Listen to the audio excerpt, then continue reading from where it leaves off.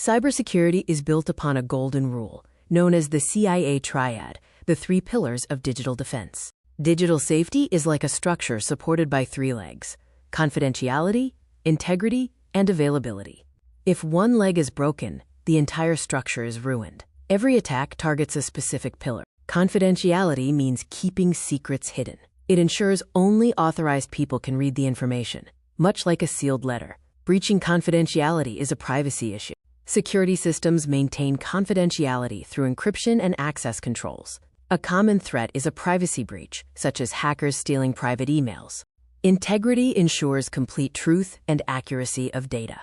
Just as thieves can alter a bank ledger, tampered data ruins system trust. Security systems verify truth using signatures, hashing to create digital fingerprints, and version control to track changes. An attack on integrity could involve changing medical records. Availability guarantees system access for legitimate users. Blocking access, like a chained exit, traps innocent people and prevents immediate access to vital systems. To maintain availability, security systems use backup servers for redundancy, shields against traffic floods, and maintenance to prevent sudden crashes. Ransomware is a major threat, locking vital files.